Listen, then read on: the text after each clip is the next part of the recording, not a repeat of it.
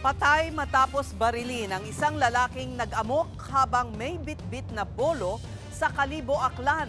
Ang biktima na pag-alamang may problema pala sa pag-iisip. Nasa frontline ng balitang yan si Mobile Journal Kayla Makantan. Isang tama ng bala sa tagiliran na tumagos sa likod ang ikinasawi ng 36 anyos na si alias Jonard. Gabi kahapon, 28 ng Hunyo, nang makarating sa Jetty-Port Kalibo ang biktima, bitbit ang isang talibong na uri ng bolo. Tila, nagwala umano siya at nagamok sa isang grupo ng kabataan na umiwas naman. Pero sa kanyang patuloy na pag-iikot sa lugar, isang lalaking nandoon ang bigla na lang naglabas ng armas at binaril si Jonard. Siguro at that time, threatened na din yun. We are retrieving pa po yung firearms na ginamit.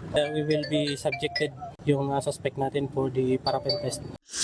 Sa paglapit ng mga kapatid ng biktima, ipinagbigay alam nila sa mga pulis na may problema sa pag-iisip si Jonard. Sa Capiz pa raw galing ang lalaki na nasa halos 140 kilometers ang layo sa lugar ng insidente.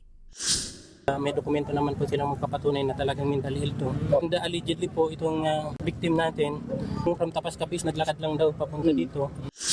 Nasa kustodiya na ng Kalibo PNP ang suspect sa pamamaril. Patuloy ang investigasyon sa insidente. Paiigtingin din ang police visibility sa lugar, lalo't daanan pa naman ito ng mga turista. Nagbabalita mula sa Frontline, Mobile Journal, Kayla Makantan. Mga kapatid, Cheryl Cosing po. Maging maalam at may pakialam sa mga napapanahong issue at headlines. Mag-follow at mag-subscribe na sa social media pages ng News 5.